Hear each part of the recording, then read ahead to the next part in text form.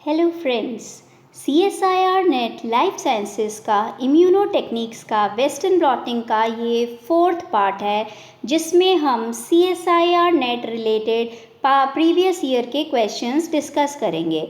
इस western blotting की technique में हम 3 पार्ट्स ऑलरेडी डिस्कस कर चुके हैं कि वेस्टर्न ब्लॉटिंग क्या होती है, टाइप्स ऑफ वेस्टर्न ब्लॉटिंग, उसका प्रोसीजर, प्रोटीन सैंपल कैसे प्रिपेयर किया जाता है, सैंडविच को कैसे ट्रांसफ़र किया जाता है, ब्लॉकिंग क्या होता है, antibody probing, washing, stripping and probing क्या होता है, इमेज एनालिसिस कैसे किया जाता है। तो इस वाले पार्ट में हम CSIR नेट के प्रीवियस ईयर के वेस्टर्न ब्लॉटिंग रिलेटेड क्वेश्चंस और अदर ब्लॉटिंग रिलेटेड क्वेश्चंस भी देखेंगे। 2017 दिसंबर का क्वेश्चन हम देख लेते हैं। इन्फ्लुएंजा वायरस का अगर इन्फेक्शन डायग्नोज करना है तो इनमें से कुछ टेक्निक्स को यूज़ किया जाता है। आपको क्या करना है, इन टेक्निक्स की करेक्ट कॉम्बिनेशन सेलेक्ट करनी है। ठीक है, तो आपके पास में ये 4 ऑप्शंस हैं। पहली टेक्निक इन्होंने बताई है western blot and southern blot. तो ए टेक्निक में वेस्टर्न ब्लॉट तो ठीक है, आपको इन्फ्लुएंजा वायरस का इन्फेक्शन डिटेक्ट करना है। तो इन्फ्लुएंजा वायरस का अगर आप डिटेक्शन करना चाहते हो तो आप उनके प्रोटीन चेक करोगे या आप उसकी RNA चेक करोगे कि वायरस RNA है। और सदर्न ब्लॉट हम किसके लिए यूज़ करते हैं, DNA के लिए यूज़ करते हैं। तो ए ऑप्शन गलत है, क्योंकि आप वेस्टर्न ब्लॉट तो यूज़ कर लोगे लेकिन सदर्न ब्लॉट आपको रिक्वायर्ड नहीं है। बी ऑप्शन देख लेते हैं। बी ऑप्शन में नदर्न ब्लॉट जो RNA के लिए होता है करेक्ट है, क्योंकि आपका जो वायरस है उसका जो जेनेटिक मटेरियल है वो RNA है, तो ठीक है, नदर्न ब्लॉट आप यूज़ कर सकते हो। और वेस्टर्न ब्लॉटिंग भी आप यूटिलाइज कर सकते हो उसके डिटेक्शन के लिए, तो ये करेक्ट है। सी अगर ऑप्शन आप देखते हो तो ELISA and PCR enzyme linked immunosorbent assay ये आप यूज़ कर सकते हो, क्योंकि इसमें आप डिटेक्ट करते हो और एंटीबॉडीज़ का जो डिटेक्शन है, एंटीजन और एंटीबॉडी का डिटेक्शन। एंड PCR में आप क्या करते हो, एम्पलीफाई करते हो। तो ये वाली टेक्निक भी आप यूज़ कर सकते हो। PCR and electron microscopy D technique है। तो PCR तो आप यूज़ कर सकते हो, लेकिन एक इन्फ्लुएंजा वायरस को आप इलेक्ट्रॉन माइक्रोस्कोप के नीचे क्यों देखोगे। तो अगर आप इनमें से जो करेक्ट कॉम्बिनेशन आप देखोगे कौन सी मिल रही है, B एंड C वाली, तो आपका आंसर क्या हो गया, B and C। Next question हम देख लेते हैं 2017 जून का। अगर आपको चेक करना है कि एक प्रोटीन फॉस्फोराइलेट हुआ है, जब आपने किसी पेशेंट को ड्रग दी है तो एक प्रोटीन पे फॉस्फेट अटैच हुआ है, तो इस चीज़ के लिए आप कौन सा मेथड परफॉर्म करोगे। तो इस चीज़ के लिए आप कौन सा मेथड परफॉर्म करोगे, प्रोटीन है तो आपको क्या करना पड़ेगा, western blot hybridization is the answer. तो सदर्न हाइब्रिडाइजेशन आप यूज़ नहीं करोगे, आपको DNA का करना नहीं है, चिप ऐसे भी नहीं करना आपको, रेस्ट्रिक्शन फ्रेगमेंट लेंथ पॉलीमॉर्फिज्म भी नहीं करना। तो क्योंकि प्रोटीन है तो इसका आंसर सीधे वेस्टर्न ब्लॉट हाइब्रिडाइजेशन आता है। 2015 दिसंबर का क्वेश्चन देख लेते हैं। एक एक्सपेरिमेंट में एक स्टूडेंट ने ये देखा कि जो प्रोटीन है उसकी एक्टिविटी बढ़ गई। तो उसने ये जानने के लिए कि इसकी एक्टिविटी क्यों बढ़ी, 3 एक्सप्लेनेशंस सोचे। पहला जो था कि जो प्रोटीन है वो अपने आप को ज़्यादा एक्सप्रेस कर रहा है। दूसरा एक्सप्लेनेशन उसने ये सोचा प्रोटीन पे फॉस्फेट लग गया है। और तीसरा एक्सप्लेनेशन उसने ये सोचा कि प्रोटीन का दूसरे इफेक्टर प्रोटीन के साथ में इंटरेक्शन ज़्यादा हो रहा है।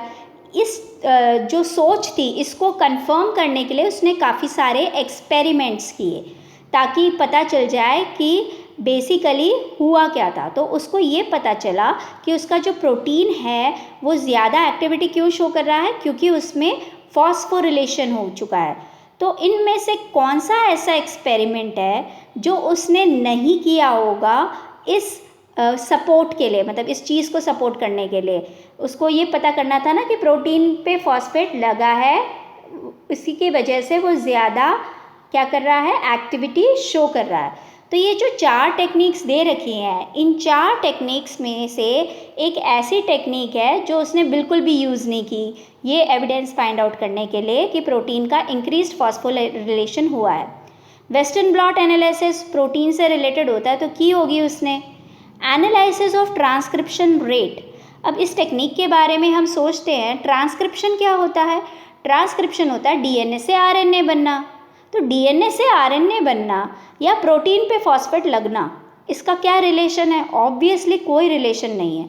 मास स्पेक्ट्रोस्कोपी को यूज़ कर सकता है और फॉस्फो अमीनो एसिड एनालिसिस भी यूज़ कर सकता है। तो आंसर क्या है इसका? Obviously analysis of transcription rate उसने बिल्कुल भी यूज़ नहीं किया है, क्योंकि उसको ये फाइंड आउट नहीं करना है कि किस रेट पे आरएनए बन रहा है। ठीक है, नेक्स्ट क्वेश्चन हम देख लेते हैं 2015 दिसंबर का। इसमें presence and distribution of specific messenger RNA एक सेल के अंदर डिटेक्ट की जानी है। तो स्पेसिफिक मैसेंजर आरएनए को डिटेक्ट करना है तो कौन सी टेक्निक यूज़ की जाएगी? Northern blot analysis, RNase protection assay, in situ hybridization, real time PCR. वैसे अगर आपने ये वाला क्वेश्चन मैंने आपको इन सीटू हाइब्रिडाइजेशन में भी कराया है, मेरे पास्ट वाले वीडियो अगर आप मेरे चैनल पे जाके देखो तो मैंने in situ hybridization in detail कराया हुआ है, जिसमें फिश जिश सब बताया हुआ है। तो ये क्लियरली बताया हुआ है कि जब आपको specific messenger RNA find out करनी होती है तो हम कौन सी टेक्निक यूज़ करते हैं? In situ hybridisation.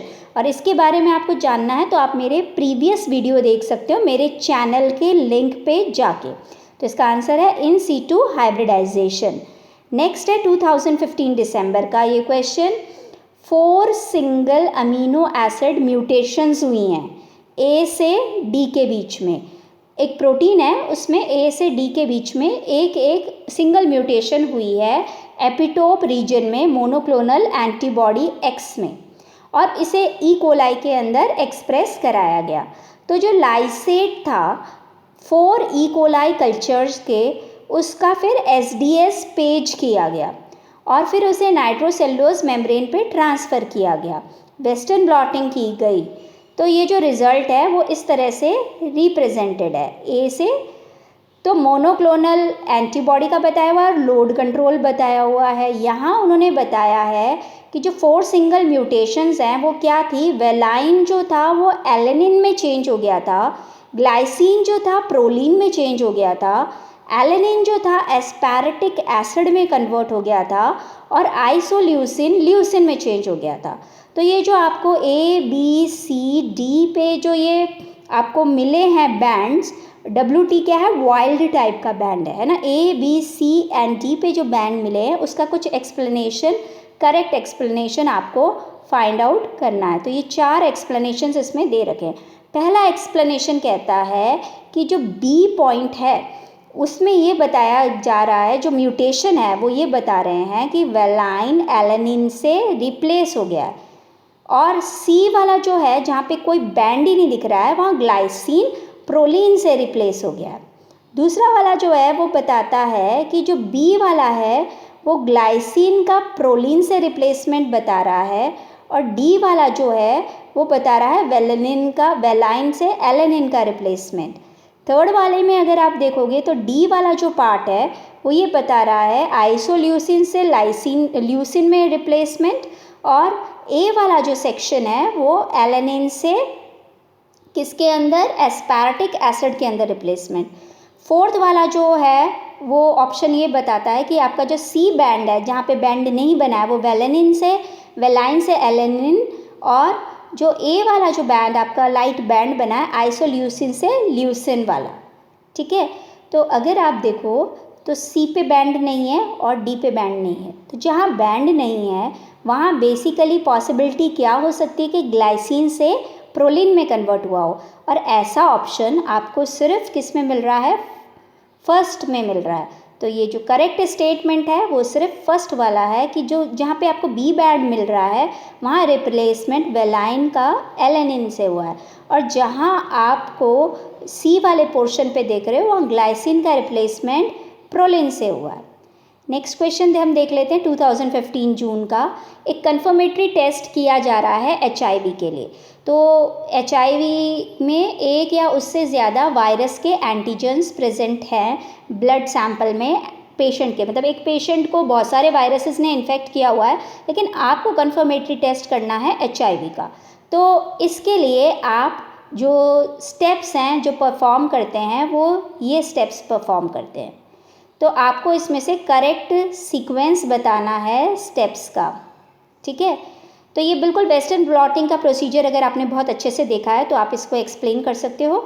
पहले आप क्या करोगे, इस स्टेप के according transfer of viral antigen to nitrocellulose paper, ये आप बाद में करते हो तो उसको पीछे ले जाते हैं, ए जो है पीछे। बी है incubation with buffer containing antibody specific for, तो इंक्यूबेशन हम करते हैं ट्रांसफ़र करने के बाद में, तो ए के बाद में बी आएगा, है ना, ये भी हमें पता चल गया। Separation of viral antigen by SDS page, ये आप सबसे पहले स्टेप करते हो, पहले आप सेपरेशन करोगे, तो सी सबसे पहले आएगा, सी आ गया, ए आ गया, बी आ गया। फिर आप डिटेक्शन करते हो, तो CABD किस में लिखा हुआ है, थर्ड में, तो आपका आंसर क्या है, थर्ड राइट है, करेक्ट सीक्वेंस। नेक्स्ट क्वेश्चन देख लेते हैं 2015 दिसंबर का। 3 प्रोटीन्स का आइडेंटिफिकेशन करना है, वो एक साथ बैंड पे मूव कर रहे हैं और आपको एक सिंगल लेन में मिले हैं वो तीनों प्रोटीन, मतलब आपका जो बैंड है एक ही लेन में है और एक के ऊपर एक तीनों प्रोटीन्स आ गए हैं। तो इसके लिए आप जो बेस्ट मेथड यूज़ करोगे वो कौन सा मेथड यूज़ करोगे, एक 1 स्टेप वेस्टर्न ब्लॉटिंग कि आपका वो वेस्टर्न ब्लॉटिंग सिर्फ एक ही स्टेप तक हुआ है, या NMR स्पेक्ट्रोस्कोपी या western blot followed by stripping and reprobing, ये वाला हम कर सकते हैं। स्ट्रिपिंग एंड रीप्रोबिंग का मैंने आपको बताया था ना कि हम स्ट्रिप ऑफ कर देते हैं एंटीबॉडी को फिर वापस से लगाते हैं, तो ये आपको मेरे वीडियो में मिल भी जाएगा थर्ड पार्ट में। तो आंसर इसका क्या है, third, western blot followed by stripping and reprobing. 2014 दिसंबर का क्वेश्चन देख लेते हैं। एक अटेम्प्ट किया जा रहा है प्रोटीन एक्सप्रेशन डिटेक्ट करने के लिए वेस्टर्न ब्लॉट टेक्निक के थ्रू। 2 नए प्रोटीन्स एक्सप्रेस हुए हैं और उसमें प्रोबिंग करनी है आपको हाई एफिनिटी एंटीबॉडी, लेकिन अनफॉर्चुनेटली ये जो दोनों प्रोटीन्स थे ये को माइग्रेट हो गए, मतलब एक साथ प्रेजेंट है आपके पेज पे, SDS पेज पे। तो आपको इस प्रोसेस में अगर डिमॉन्स्ट्रेट करना है दोनों प्रोटीन को तो कैसे डिमॉन्स्ट्रेट करोगे, तो ऑब्वियसली इसका जो आंसर होगा क्या होगा, स्ट्रिपिंग एंड रीप्रोबिंग वाला होगा, क्योंकि अगर एक ही बैंड पे दोनों मतलब एक ही पोजीशन पे 2 बैंड आ जाते हैं और आपको दोनों एक साथ डिटेक्ट करने हैं तो आप क्या करोगे, वेस्टर्न ब्लॉट डेवलप करोगे with their antibody in same gel, नहीं ऐसा नहीं करेंगे। SDS पेज करने से पहले आप प्रोटीन रिमूव करोगे, इम्यूनो प्रेसिपिटेशन करोगे, ये सब करोगे, ये भी नहीं करोगे। एक प्रोटीन को साइलेंस कर दोगे, ऐसा भी नहीं करेंगे। ये वाला जो है डी ऑप्शन स्ट्रिपिंग रीप्रोबिंग करोगे, क्योंकि ये वाला प्रोसीजर हमने वेस्टर्न ब्लॉट में पढ़ा है और ये वाला जो प्रोसीजर है इससे बेस्ट सूटेड है। नेक्स्ट क्वेश्चन 2010 जून का। HIV डायग्नोसिस टेक्निक जो वेस्टर्न ब्लॉटिंग पे बेस्ड होती है, इसमें आप एक्चुअली स्क्रीन क्या करते हो, एंटीजन स्क्रीन करते हो, एंटीबॉडी स्क्रीन करते हो, virus outer code protein screen करते हो या वायरस को स्क्रीन करते हो। तो इसका आंसर बहुत ही क्लियर है, आप इसमें स्क्रीन करते हो एंटीबॉडी को, ठीक है। नेक्स्ट क्वेश्चन हम देख लेते हैं 2009 दिसंबर का।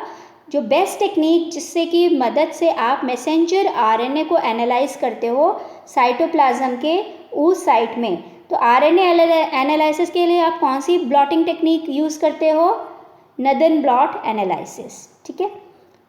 That's it. तो my self doctor Aarti Sharma from Siddhivinayak institute of life sciences Ajmer, ये वेस्टर्न ब्लॉटिंग का 4th पार्ट था इम्यूनो टेक्निक्स से रिलेटेड।